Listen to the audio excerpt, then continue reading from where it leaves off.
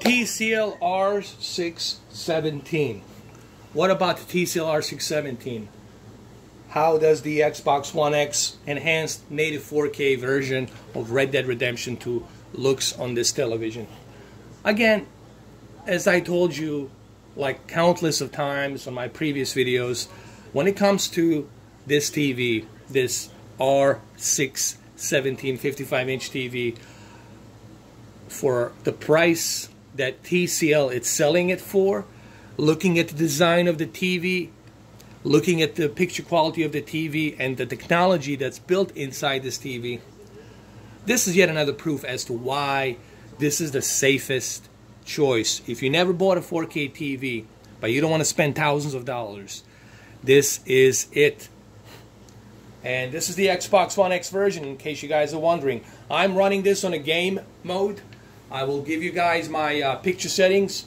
The input lag here, it's probably 19 milliseconds to 20. It's pretty good, not bad for a budget 4K TV. And it really looks great. It really does. Even when looking at the first person view mode here, you can see just how beautiful it looks. This is in 4K, native 4K HDR. Now, you guys are going to ask me, well, what type of settings are you using? Well, I'm going to show you guys in a minute what type of settings I'm using. Number one, the TV has to be set to brighter because we want to take the advantage of that peak brightness. So leave the TV brightness at the brighter. Picture mode for the HDR, also leave it at the bright mode because you want to squeeze as much as you can of this TV peak brightness, which is 840 nits that was being measured. And that's pretty darn good for $600 TV. Now you can buy it for $550, as a matter of fact. During this holiday sales, pre-Thanksgiving sales, you can get it for $550. So keep TV brightness at brighter. Keep the picture HDR mode at bright. Let's go to the advanced picture settings. Local dimming, you want to turn this on. You want to keep it at high, so you can take the advantage of deep dark levels and much better contrast ratio. What this basically does, this is your contrast level zones. What this does basically, this dims that bleeding light that's coming from the LED backlit, and that's what this does. So keep this at high. Always leave it at high. Keep those local dimming zones. As a total of 96 local dimming zones, which is pretty darn good for the size of this TV, which is 55-inch. Local dimming set to high. You don't need dynamic contrast here. Actually, you cannot use dynamic contrast when you have local dimming set to high. I just want to clarify this. Actually, you can't use, I'm sorry, I made a mistake. I want to give you guys correct information. You cannot use dynamic contrast when you are using a game mode. Remember guys, I'm using a game mode. So whenever you switch to a game mode, you cannot use a dynamic contrast. It turns off automatically. Same thing with the action smoothing. You cannot use action smoothing when you're using the game mode. On Q8FN, you can do this, but Q8FN, it's a much more expensive TV, so therefore you get what you pay for. Backlit, leave it at maximum. Brightness, leave it at 50. Contrast, leave it at maximum. Remember, you always have to leave this like this for the HDR. When you're running an HDR, it always has to be like a letter E. It looks like a letter E. It has to be like this. Backlit 100, contrast 100, brightness 50. Sharpness, this is my personal preference. I like to keep it at 0, but if you have to use a little bit of that sharpness, that's fine. This is a 55-inch. That's okay. You know, you can move the sharpness to 20. Moving the sharpness to 20 is not going to be a big deal. So you can push the sharpness to 20. That's okay. But I wouldn't really honestly go anything above 20. I would leave it at 20. Color, we want the color to be at 50 because we already have NBP photon technology. We want to avoid any saturation of the colors, so we keep the color at 50. Keep the color at 50. Tint, you never mess with this, you leave this alone. Color temperature. A lot of people ask me, why do you always go to the normal? Because I don't like too much of the yellow tone of color, nor do I like too much of the blue tone of color. I like to keep it in between, balanced, so that way I can have a good balanced tone of color, so I can have my native color be presented in a more accurate way. All of this here is turned off because we are using the game mode.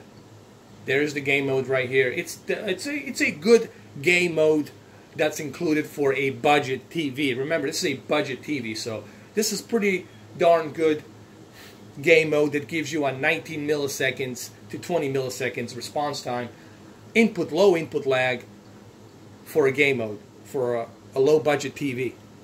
This is a budget TV, and you're getting a good deal here in terms of game mode running in 4K HDR. So that's pretty much what I'm using. And of course, you have to keep the game mode on. I'm using the game mode on. So these are my settings that I'm using for TCL R617.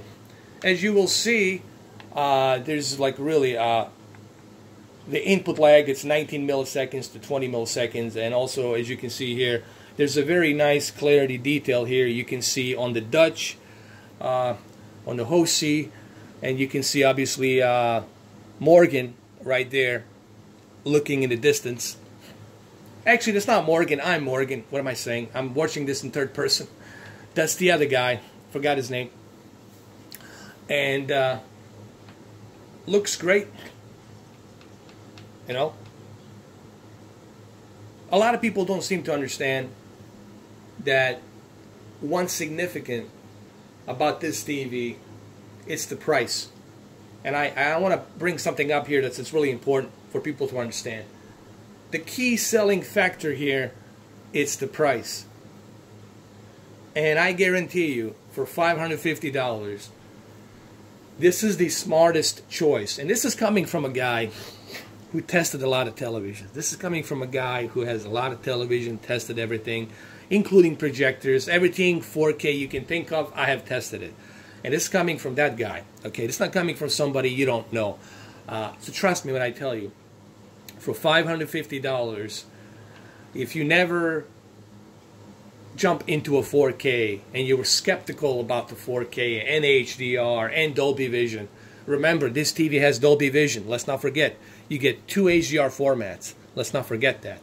If you are somebody who is skeptical about 4K HDR and Dolby Vision, and you're still stuck with 1080p, but you want to maybe not spend thousands of dollars, you just want to get something entry level, brother, this is it. This is the best you're going to get for an entry level premium quality. $550 plus tax, circle at $600, okay?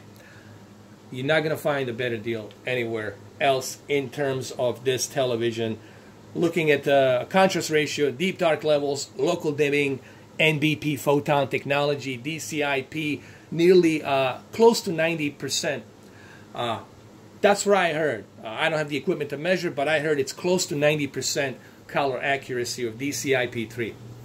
It might have been 80, 89, 88, but it's close to 90. So that's pretty outstanding for a budget price of this TV. And a really nice low input lag, color accuracy. You know, you're not going to get anything better than this. Low input lag, good color accuracy for HDR, peak brightness 840 nits, 96 local dimming zones. Has Dolby Vision included as well. As you can see here, it runs really smooth. You can see me moving a controller. No issues, everything's smooth. Looks great. So how does it stack up to Q8FN? Well, I have a video on that. I'll talk about that. How does it stack up? Well, you got to remember something. Q8FN, it's a flagship of Samsung. Q9FN, Q8FN, that's like their top of the line TVs right now. And Of course, they're going to look, and they should look much brighter. They should look much better in color accuracy. But that's an expensive TV. You know, remember, you're buying an expensive TV. This is a budget TV, and what you are achieving here for a budget TV, it's pretty outstanding, guys. Okay? It's pretty outstanding.